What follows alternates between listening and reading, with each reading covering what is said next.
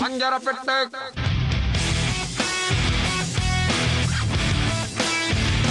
இன்னைக்கு எங்கள் வீட்டு சமையலில் தேனியில் ஃபர்ஸ்ட் டே ரொம்ப இன்ட்ரெஸ்டிங்கான ஒரு குக்கிங் ரெசிபி நம்மளுக்கு செஞ்சு காட்ட போகிறாங்க. அதோட பேர் என்ன, அது யார் செய்ய போகிறாங்க, அவங்களோட பேர் என்ன எல்லாத்தையுமே கேட்டுப்போம். உங்களோட பேர் சொல்லுங்கள். என் பேர் ஜானகிங்க. ஜானகி. சொந்த ஊர்? சொந்த ஊர் தேனி பக்கத்தில் கிராமம். தேனி பக்கத்தில் கிராமத்து பேர் உப்புக்கோட்டை. உப்புக்கோட்டை. ஆமாம். அங்கே என்ன ஃபேமஸ்? அங்கே விவசாயம் தான். விவசாயம். என்ன மாதிரியான இதெல்லாம் விளையுங்க? இப்போ சில இடத்துல பார்த்தீங்கன்னா முட்டைகோஸ் பார்த்தேன், கரும்பு, மக்காச்சோளம், பருத்தி, நெல் எல்லாம் விளையும். எல்லாமே. ஸோ இப்போ உங்களுக்கு சொந்தமாக அங்கே ஏதாவது தோட்டம் இருக்கா? இருக்குங்க. என்ன அங்கே என்ன போட்டிருக்கீங்க? நாங்கள் கரும்பு மக்காச்சோளம் போடுவோம். கரும்பு மக்காச்சோளம். ஆமாம். கரும்பு வயலில் நெல் போடுவோம். தோட்டம் வேறு வயல் வேறு ரெண்டு இருக்குது. ஆமாம். ஓகே. ஃப்ரீ டைமில் வந்து சமைக்கிறது, குழந்தைங்களை பார்த்துக்கிறது, இது இல்லாமல் நீங்கள் வந்துட்டு விவசாயம் பார்த்துப்பீங்களா? அதுக்கு போகிறதில்ல. நான் போக மாட்டீங்க? இங்கே சமையல் மட்டுமே. சமையல் குழந்தைகளை பார்த்துக்கிறது மட்டுமே. அப்படியா? ஆமாம். ஓகே. சமையல் நல்லா எல்லாமே தெரியும்? எல்லாம் தெரியும். வெஜ்ஜு நான்வெஜ்ஜு எல்லாம் பண்ணிடுவேன். இன்னைக்கு எங்களுக்கு என்ன செஞ்சு காட்ட போறீங்க? உங்களுக்கு வந்து இன்னைக்கு கருவாடு, குடமிளகாய், குச்சி கருவாடு, குடமிளகாய் தொக்கு. குச்சி கருவாடு, குடமிளகாய் தொக்கு. கேட்கும் போதே லைட்டா ஊறுற மாதிரி இருக்கு. எதோட சாப்பிடுவீங்க இதெல்லாம்? இது தயிர் சாதம், கீரை சாதம், ரச சாதம், சாம்பார் சாதம் எல்லாத்துக்கும் சாப்பிடலாம். இதையே வந்து கலந்து சாப்பிட முடியாதுண்ணா? சுடு சாதத்தில் போட்டு பிசைஞ்சு சாப்பிட்டுக்கலாம். தொக்கு. ஸோ குச்சி கருவாடு, குடமிளகா தொக்கு இன்னைக்கு வந்து நம்ம கற்றுக்க போகிறோங்க. சூப்பராக இருக்குது பார்க்கறதுக்கு. இதுக்கு தேவையான பொருட்கள்லாம் என்னென்னு சொல்லுங்கள். குச்சி கருவாடு, குடமிளகாய், சின்ன வெங்காயம், தக்காளி, கடுகு, உளுந்தம்பருப்பு, மல்லித்தழை, கருவேப்பிலை, மிளகாய்த்தூள், எண்ணெய். இவ்வளோதான் இதுக்கு தேவையான பொருட்கள். ஆமாம். ஓகே. ஸோ கரம் மசாலா, கிராம்பு அதெல்லாம் எதுவுமே வேண்டாம். இஞ்சி பூண்டு பேஸ்ட் எதுவும் வேண்டாம். இஞ்சி பூண்டு பேஸ்ட்டும் வேண்டாம். அந்த இஞ்சி பூண்டு பேஸ்ட் போடனாலும் அந்த கருவாடோட இதுக்கு இஞ்சி பூண்டு வேண்டாம். இதுக்கு இஞ்சி பூண்டு இல்லை, மிளகா பொடி, உப்பு மட்டும் போதும். இவ்வளோதான். ஆமாம். Okay, fantastic.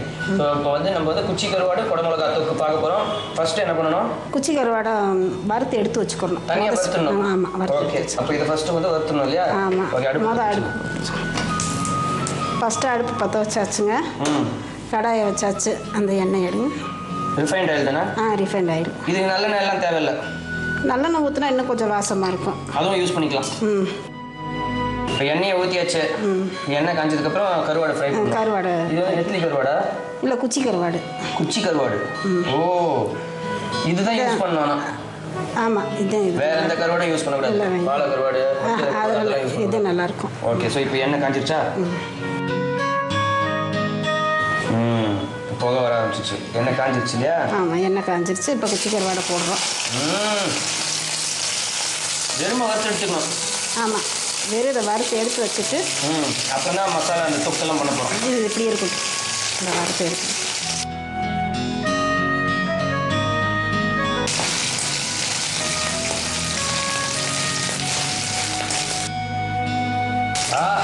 எண்ணெயில் வந்து இந்த கருவாடை வறுத்த உடனே கும்முன்னு மனம் வீசுது.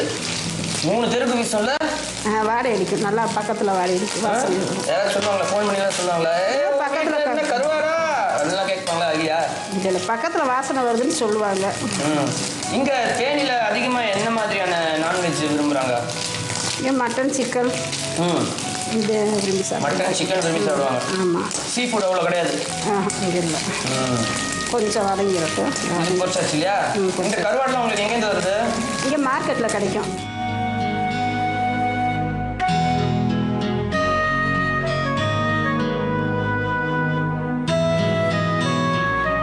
ஓகே. இப்போ அடுத்து வந்து கடுகு போட்டு தாளிக்கணும். கடுகு போட்டு தாளிக்கணும். ஓகே.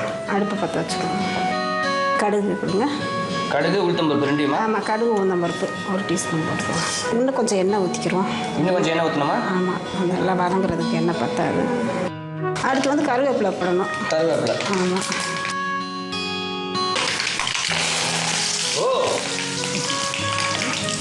கருவேப்பிலை போட்டுட்டு அடுத்து சின்ன வெங்காயம் போடணும். சின்ன வெங்காயம். ஆமாம்.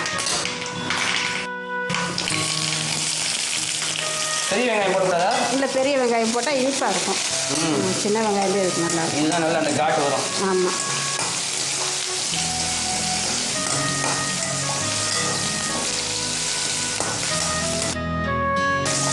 இது நல்லா வதங்கினதுக்கப்புறம் ஒரு அரை வதக்கல் வதங்கினதுக்கப்புறம் குடை மிளகாய் போடணும். குடை மிளகாய் போட்டலாமா? இன்னும் கொஞ்சம் வதங்கணும். இன்னும் கொஞ்சம் வதங்கணும். ஆமாம்.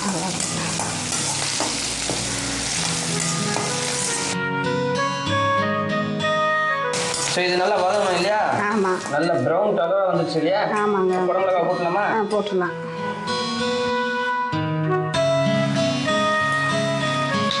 இப்போ குடை மிளகாய் பதிலாக வேறு என்னென்ன காய்கறிலாம் இதில் போடலாம்? இதில் இவ்வளவுதே நாங்கள் போட்டு செய்வோம். இதுதான் நல்லா இருக்கும். ஆமாம். இதில் காய்கறி போட்டால் நல்லா இருக்காது. நல்லா இருக்காது.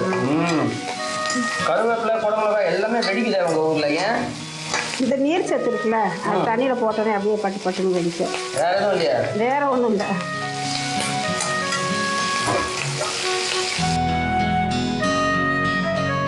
எவ்வளோ நேரம் வதங்கணும் இந்த குடை மிளகாய்? ஒரு 5 நிமிஷம் வதங்கணும். 5 நிமிஷம் வதங்கணும். வதங்கினதுக்கப்புறம் தக்காளி போட்டு வதக்கணும். தக்காளியை போட்டு வதக்கணும். ஆமாம்.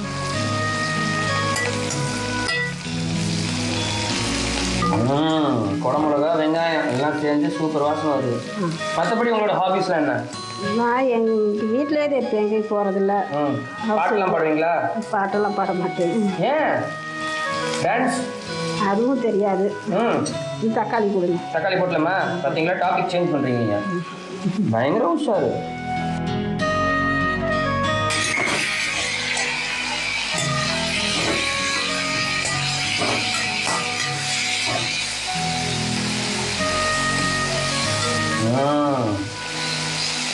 அடுத்தது இதில் என்ன போடணும்? இது நல்லா வதங்கினதுக்கப்புறம் மிளகாத்தூள், உப்பு மிளகாத்தூள், உப்பு மிளகாத்தூள் போட்டுக்கணும். ஆமாங்க. இப்போ நல்லா வதங்கிடுச்சு இல்லையா? ஆமாங்க. உப்பு போட்டலாமா? உப்பு போட்டுடலாம். கொஞ்சமாக போட்டால் போதும் இல்லையா? உப்பு கொஞ்சமாக போட்டால் போதும். கொஞ்சம் கொஞ்சமாக நிறைய போட்டீங்க? இல்லை, நீ கருவாடு இந்த இதெல்லாம் போடுவோம்ல, அதுக்கெல்லாம் பிடிக்கணுங்க. அடுத்தது மிளகாத்தூளா? ஆமாங்க. எவ்வளோ போடலாம்? 1 ஸ்பூன் போடுங்க. போதுமா? போதும். இந்த மிளகாத்தூள் பச்சை வாசனை போகிற வரைக்கும் கொஞ்சம் நேரம் இருக்கட்டும். நல்லா வதங்கணும். ஆமாம். ஓகே. அதுக்கப்புறம் அந்த கருவாடை போட்டு இறக்கி வைக்க வேண்டியதுதான். ஆமாம். சூப்பர்.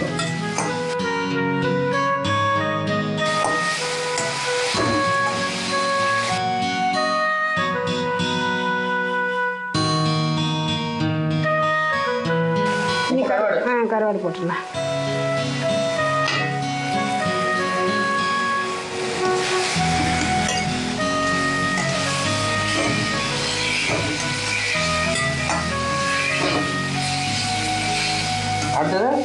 அடுத்தது நீ மல்லித்தலை. ஆமாம்.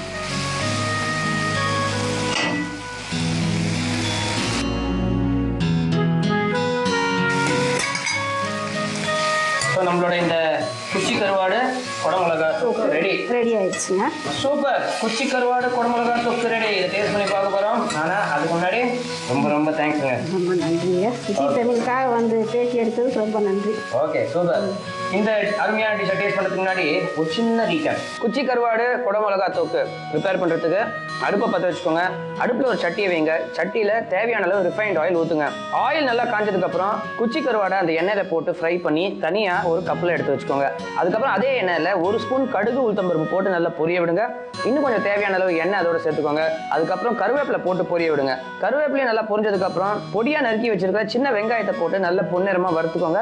வெங்காயம் நல்லா வதங்கினதுக்கப்புறம் கட் பண்ணி வச்சிருக்கிற குடை மிளகாவையும் சேர்த்து அதையும் அதோட சேர்த்து வதக்குங்க. குடை மிளகாவும் நல்லா வதங்கினதுக்கப்புறம் பொடியாக கட் பண்ணி வச்சிருக்கிற தக்காளி அதோட சேர்த்து வதக்கிக்கோங்க. தக்காளியும் நல்லா கரைஞ்சதுக்கப்புறம் தேவையான அளவு உப்பு சேர்த்துக்கோங்க. தேவையான அளவு மிளகாய் தூள் சேர்த்துக்கோங்க. அதுக்கப்புறம் மிளகாய் தூளோட பச்சை வாசனை போனதுக்கப்புறம் ஃப்ரை பண்ணி வச்சிருக்கிற குச்சி கருவாடு அதோட சேர்த்து நல்லா வதக்கிக்கோங்க. இறக்கி வைக்கிறதுக்கு முன்னாடி நீங்க கொத்தமல்லி இலையை போட்டு இறக்குனீங்கன்னா உங்களோட குச்சி கருவாடு குடை மிளகாய் தொக்கு தயாருங்க.